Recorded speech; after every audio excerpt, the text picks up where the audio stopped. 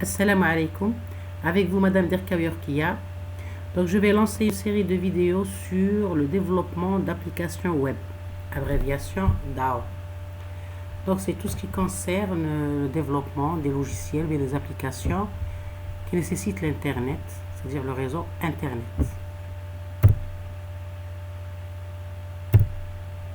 Donc pour se mettre dans le contexte, parmi les applications informatiques qui existent, on peut citer les applications desktop. Ce sont des applications, on peut dire bureautiques, c'est-à-dire qui ne nécessitent pas le réseau. Il y a les applications web qui nécessitent le réseau pour s'exécuter, pour se déployer et s'exécuter. Et il y a les applications mobile qui c'est-à-dire s'adaptent avec la technologie cellulaire du smartphone. Bien. Donc dans notre discipline ou bien notre matière, on va s'intéresser au développement des applications web. Donc le plan du cours est le suivant. Pour le premier chapitre, on va s'intéresser à l'introduction c'est-à-dire au World Wide Web ou bien WWW. C'est quoi cette technologie? Donc on va premièrement donner quelques définitions et des historiques sur Internet et le réseau en général. Sur les architectures, on va parler sur les architectures client-serveur et sur les protocoles, entre autres le protocole HTTP. Bien. Donc avant d'entamer le contexte réseau et application web, c'est quoi un réseau, c'est-à-dire l'Internet et l'application web? On va s'attarder sur la définition d'un réseau informatique. Donc qu'est-ce qu'un réseau informatique? Donc un réseau informatique est un ensemble d'ordinateurs qui sont reliés entre eux. Pourquoi faire? C'est-à-dire dans quel but? Tout simplement pour envoyer et recevoir des informations. Donc grâce au réseau, on peut échanger à distance des informations, des messages, du son, de la vidéo, sans bouger de chez soi. Donc ça c'est-à-dire une définition trop générale.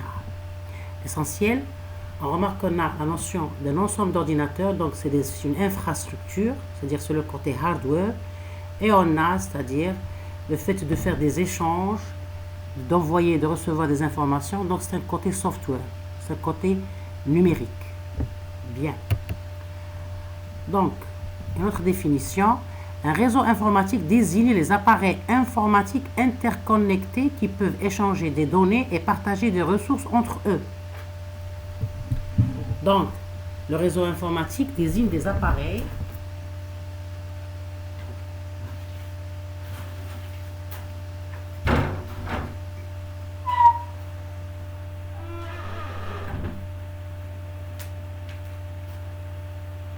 Donc je continue.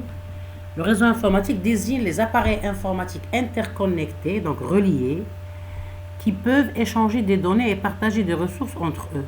Ces appareils en réseau utilisent un système de règles appelé protocole de communication pour transmettre les informations sur des technologies physiques ou bien sans fil, le Wi-Fi. Donc, vous voyez que toujours il y a la notion d'infrastructure et la notion c'est-à-dire infrastructure qui dit le côté hardware, côté physique, et il y a le côté software, c'est-à-dire le côté abstrait. Vous voyez? Donc ce sont des appareils qui sont reliés entre eux, qui vont communiquer grâce à quoi? Des protocoles. Il y a des protocoles de communication. C'est-à-dire c'est des règles à respecter pour contrôler ces communications. Bien. Donc c'est quoi un protocole de communication d'une façon générale? Dans le domaine des réseaux, un protocole est un ensemble normalisé de règles pour le formatage et le traitement des données. Donc les protocoles permettent aux ordinateurs de communiquer entre eux d'une façon, c'est-à-dire contrôlée et normalisée, et c'est-à-dire qui est soumise à des règles, à des lois. Donc vous voyez qu'il y a la notion de normalisation pour généraliser cette communication. Donc ça c'est une image que j'ai empruntée à la référence 4 qui nous donne une idée générale sur un des réseaux, bien le réseau le plus général qui est l'Internet. Donc vous voyez qu'il y a ici, c'est-à-dire le monde, et on voit qu'il y a des infrastructures et aussi des services. Ok? Donc on a par exemple, on a ici des PC, vous voyez qu'il y a des PC. Ils sont reliés à un commutateur, le commutateur est relié à un serveur, et aussi, donc un serveur peut servir un client qui va utiliser un PC. Un commutateur peut être lié à un routeur. Donc vous voyez qu'il y a plusieurs routeurs qui relient plusieurs machines à travers le monde. Donc ici, entre autres, ces PC peuvent donc utiliser des serveurs et aussi des périphériques comme une imprimante réseau, qui est partagée par plusieurs utilisateurs. Il y a ici la notion de l'accès Wi-Fi, un certain type d'accès à Internet. Il y a par exemple ici une application qui est Google pour faire des recherches. Il y a l'application Wikipédia. Il y a aussi, vous voyez, il y a toujours des routeurs. Il y a des smartphones, vous voyez la notion de téléphonique, donc par exemple la technologie 4G, 5G, qui est, c'est-à-dire transmise à travers et sur des BTS. On a ici le transmetteur et toujours des routeurs. Donc vous voyez qu'il y a plusieurs infrastructures qui constituent le réseau Internet et aussi des applications ou bien des logiciels qui sont installés dans cette infrastructure pour la gérer et la contrôler. Donc en général, les constituants d'un réseau informatique, pour utiliser un réseau informatique, un internaute, bien l'utilisateur d'Internet d'une façon générale, a besoin de matériel informatique, le côté hardware, et le logiciel informatique, le côté software. Donc vous voyez que dans un réseau, toujours, comme c'est le cas d'un simple PC, on a toujours le côté hardware qui est le côté infrastructure, côté physique, la machine, c'est-à-dire la machine réelle, et on a cette machine, elle ne peut être utilisée que si on y installe des applications ou bien des logiciels. D'accord? Donc c'est le même cas pour le réseau, c'est une grande infrastructure qui est formée de plusieurs constituants physiques, des PC, des routeurs, des commutateurs, des serveurs, ainsi de suite. Ils sont reliés avec plusieurs, c'est-à-dire premièrement, ils sont reliés avec beaucoup de, c'est-à-dire en utilisant, ils sont reliés et puis gérés par des applications, on peut dire des protocoles et ainsi de suite.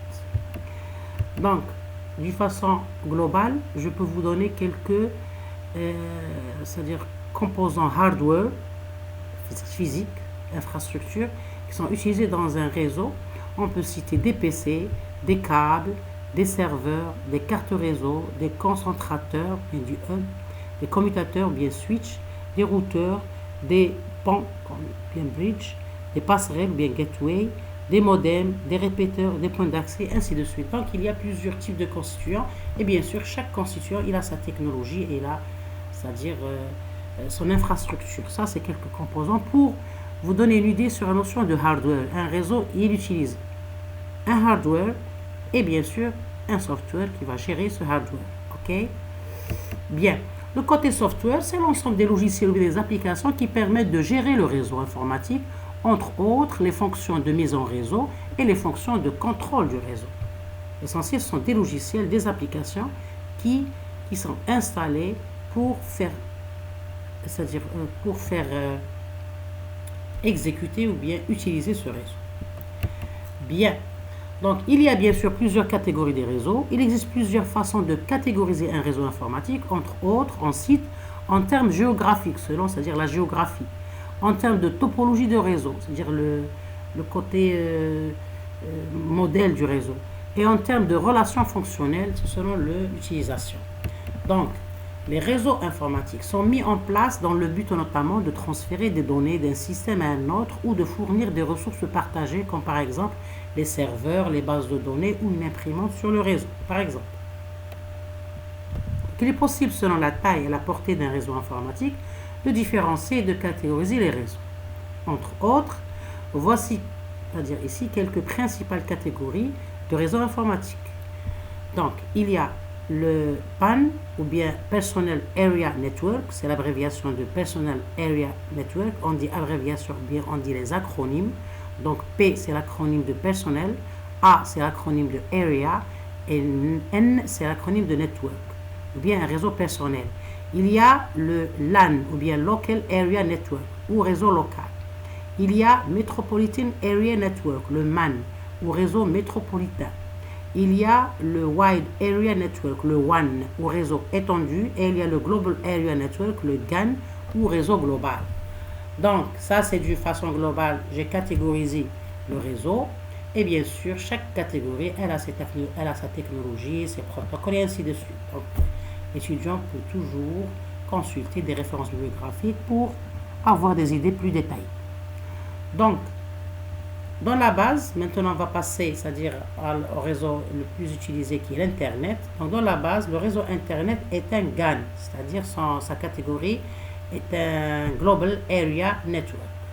Très bien. Donc c'est quoi Internet? Internet est un réseau de réseaux. Le terme d'origine américaine, c'est-à-dire le terme il est d'origine américaine, Internet est dérivé du concept d'interneting, en français interconnecter des réseaux.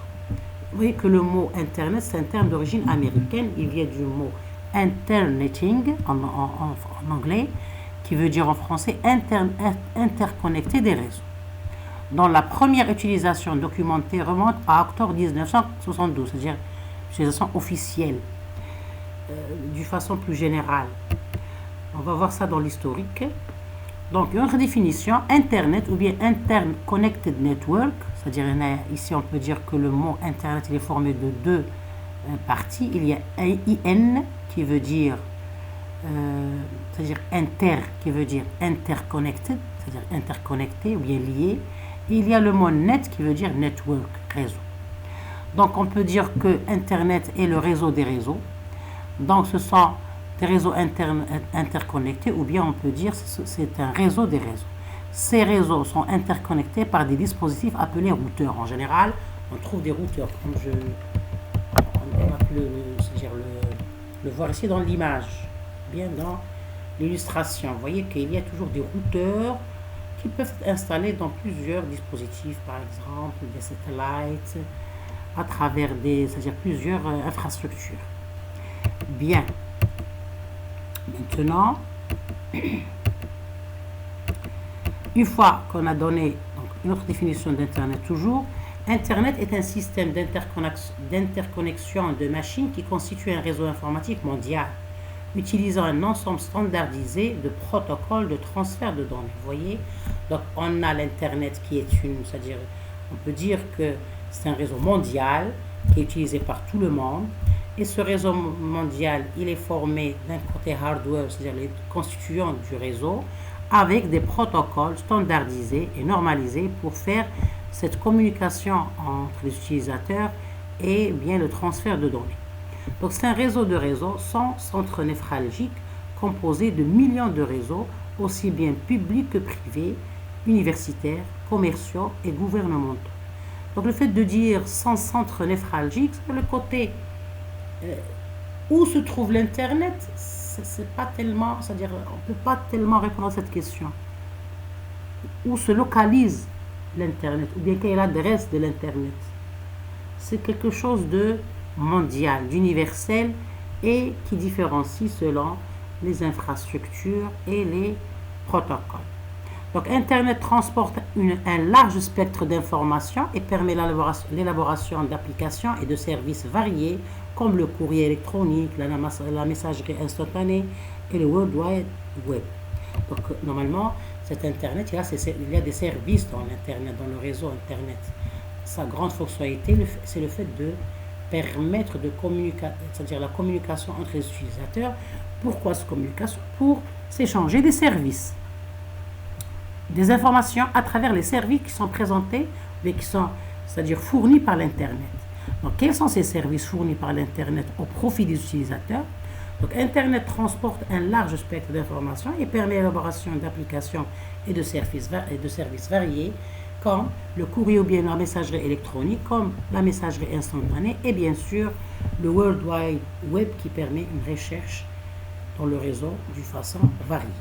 Donc ça, c'est quelques services de base que Internet fournit à l'utilisateur pour le satisfaire, bien sûr. Pardon. Donc, avant de passer aux autres définitions, on va donner un petit historique sur la naissance d'Internet. Donc, au début, ou bien le début d'Internet date des années 60, quand les chercheurs expérimentaient des réseaux d'ordinateurs à l'aide de liens téléphoniques. Donc, un premier essai de créer un réseau à travers les liens téléphoniques analogiques. Donc, initialement destiné à la recherche pour relier quelques universités américaines dans les années 1960. Donc, la première naissance d'un réseau, c'était en 1960. Dans un cadre universitaire, on avait essayé de relier des universités entre eux pour la communication. Donc, par extension à cet essayage, ou bien c'est-à-dire à la création de ce réseau qui fait communiquer quelques universités américaines entre eux, donc le pays d'origine de naissance d'Internet est l'Amérique. Donc en 1960, à la période de la guerre froide, qui était la guerre entre la Russie, l'ancien nom de l'Union soviétique, entre la Russie et l'Amérique, qui s'appelait la guerre froide, en 1960, donc l'armée américaine a pensé de créer un réseau de communication militaire décentralisé. Donc déjà, de cette première phrase, je peux vous dire, ou bien vous rappeler, qu'en général, les grandes inventions, c'est-à-dire les grandes créations technologiques, toujours sont à la base de projets, de grands projets réels. Ces projets peuvent être des projets industriels, des projets dans le domaine de l'astronomie, El-Mefada, dans le domaine d'armement, c'est-à-dire dans le cadre dans le cadre des organisations militaires, ou bien dans le cadre nucléaire par exemple.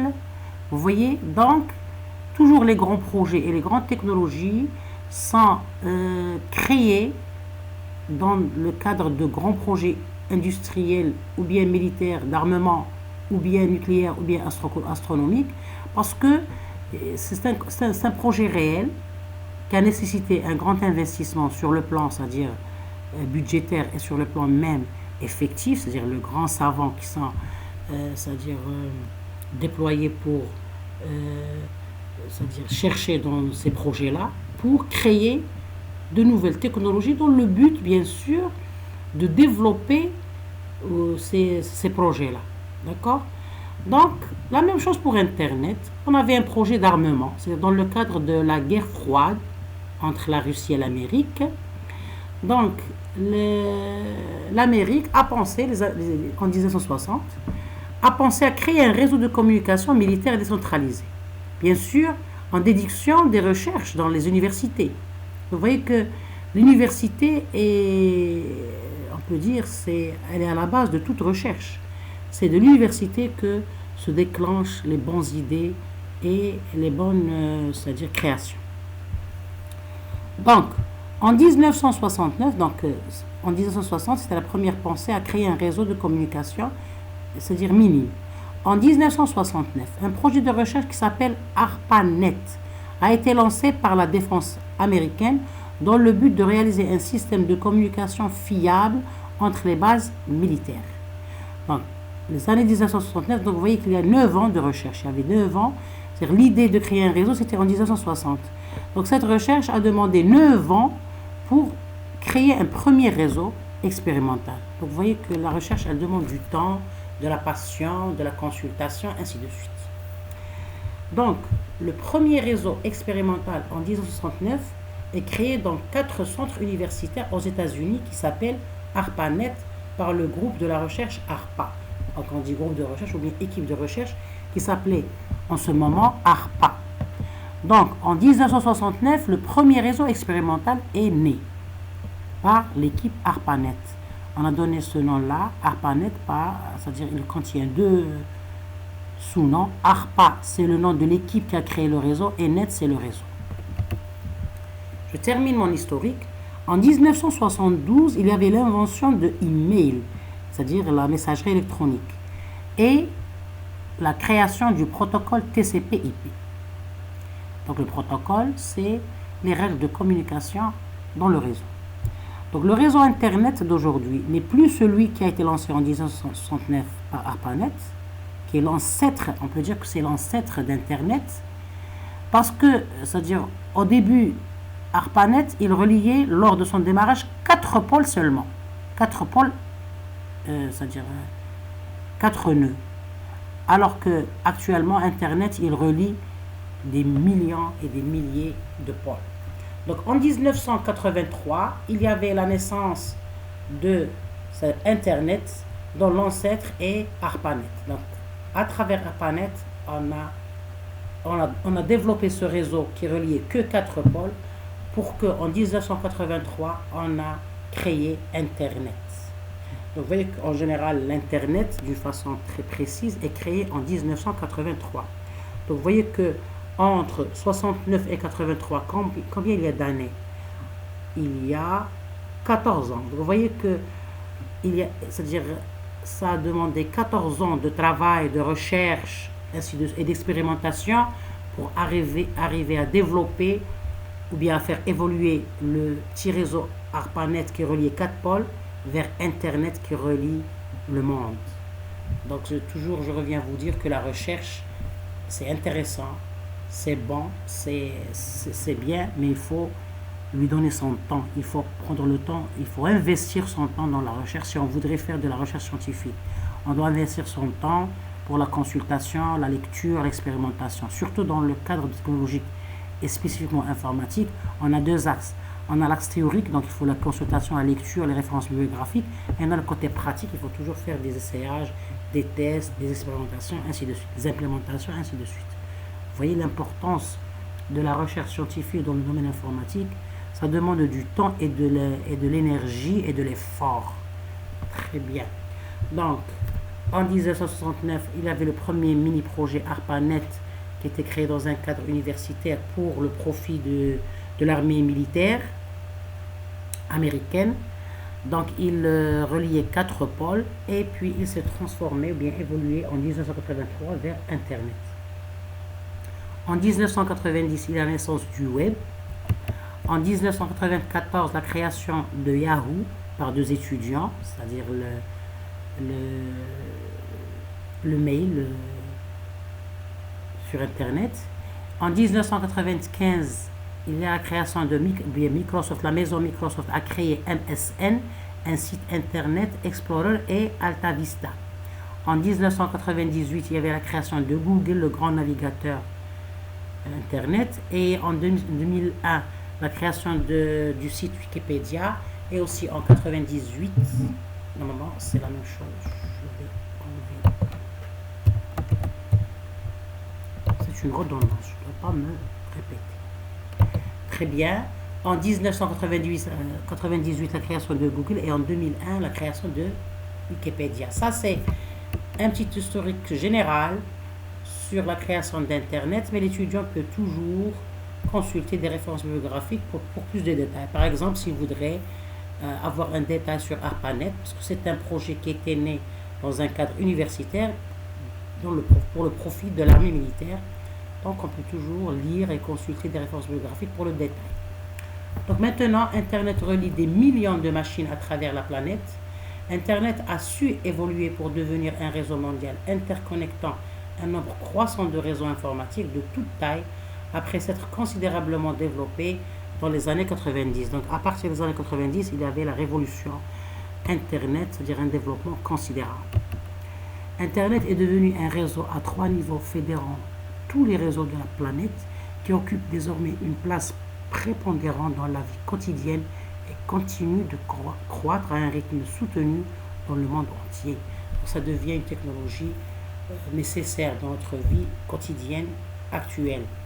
Les échanges de données dans Internet s'effectuent de la manière la plus simple possible, c'est-à-dire on essaie, grâce aux efforts technologiques et scientifiques, de rendre la communication Internet la plus facile, lisible et simple à utiliser. Bien sûr, grâce toujours à l'évolution scientifique dans les universités, les laboratoires de recherche, ainsi de suite. Donc, dans cette architecture de réseau, les équipements des utilisateurs et les serveurs participent au traitement nécessaire aux échanges. Bien sûr, c'est une architecture. Un réseau Internet, c'est une architecture qui est formée en général, on a dit, de hardware et de software, et globalement de clients et de serveurs. C'est-à-dire des utilisateurs de l'Internet et bien sûr des serveurs d'Internet. Donc pour cela, il utilise une famille de protocoles dont les plus connus sont le TCP et l'IP. Vous voyez?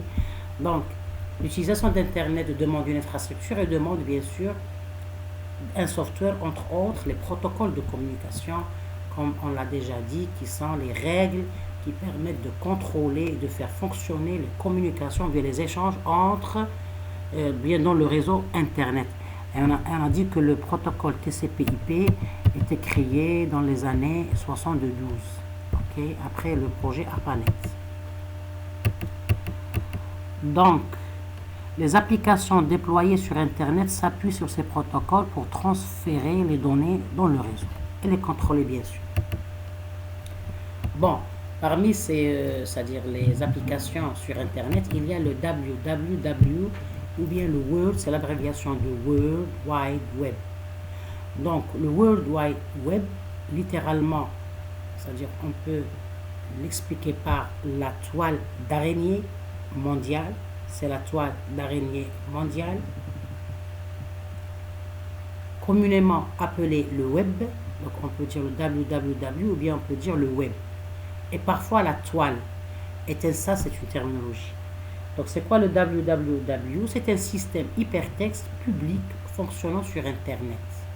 Donc le web permet de consulter avec un navigateur des pages accessibles sur les sites Internet.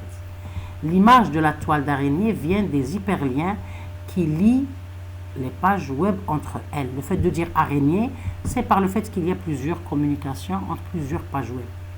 Le web n'est qu'une des applications d'Internet, distincte d'autres applications comme le courrier électronique, la messagerie instantanée et le partage de fichiers en pair à pair. Donc, déjà, une première déduction, le World Wide Web est une application. Donc, c'est le côté software. C'est une application qui est déployée dans l'Internet, dans le réseau Internet, pour bien sûr faire des recherches. Donc le web n'est qu'une application d'Internet entre d'autres applications comme la messagerie instantanée, le courrier électronique, le partage de fichiers, et ainsi de suite. Vous voyez, c'est une des applications. Déjà, on avait dit tout à l'heure que parmi les services d'Internet, on avait service Internet, je l'avais noté normalement.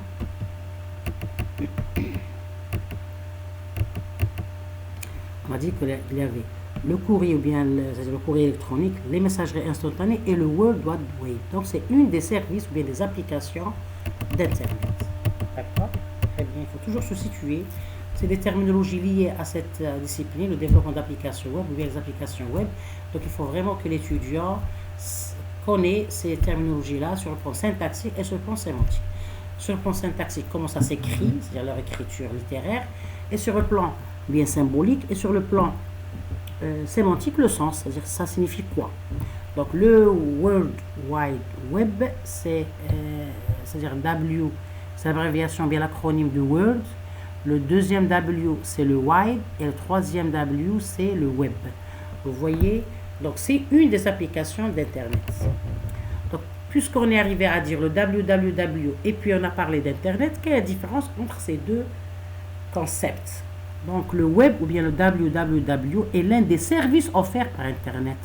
Donc le web est une application offerte par le réseau Internet. Donc Internet est un réseau qui contient plusieurs services, bien qui fournit plusieurs services, entre autres le web. D'accord? Donc par exemple le navigateur web comme le www.google.com est un service web. On a le mail.google.com est un service mail.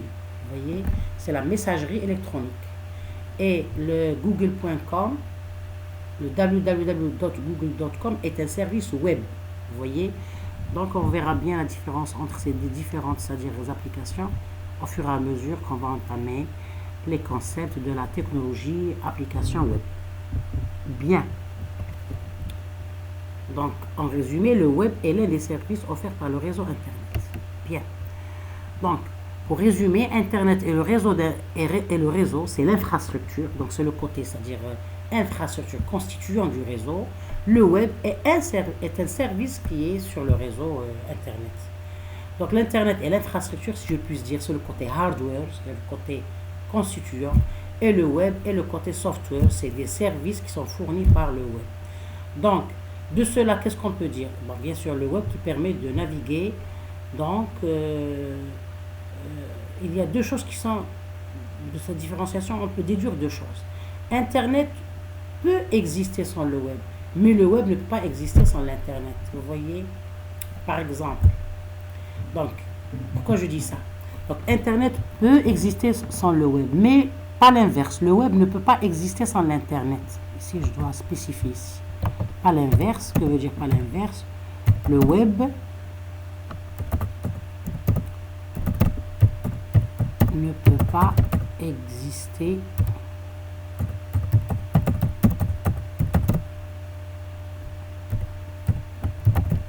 sans l'Internet.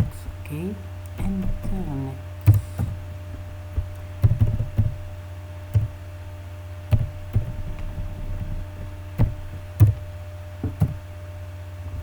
Donc, cela veut dire que l'Internet, c'est le côté infrastructure, côté réseau. Donc, on peut, c'est-à-dire créer un réseau sans application. Mais le cas contraire, le service qui est le côté software ne peut pas exister sans le hardware. Par exemple, notre machine, j'ai ma machine, mon laptop, d'accord, mon ordinateur. Je peux avoir mon ordinateur, très bien. Mais est-ce que le système d'exploitation Windows, par exemple, ne peut pas, c'est-à-dire avoir un sens sans être déployé ou bien installé sur ma machine, sur mon computer pour être utilisé. Donc on peut avoir un PC peut exister sans le système d'exploitation Windows. Mais Windows ne peut pas exister sans il ne peut pas exister sans l'ordinateur, bien sans le computer. Vous voyez, c'est la même chose pour le côté réseau. Internet peut exister sans le web, mais le web, c'est une application qui est déployée dans le service, dans le réseau Internet. Donc, elle ne peut pas exister sans le web. Donc, le web est un des services offerts par le réseau Internet. Très bien, ça, c'est quelques références biographiques que j'ai utilisées pour préparer cette première partie. Dans la deuxième vidéo, on va parler des différentes architectures client-serveur. Parce qu'en général, utiliser Internet, c'est...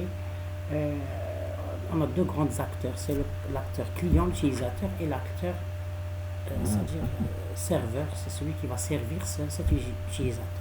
Ok? Donc en général, c'est l'architecture client-serveur.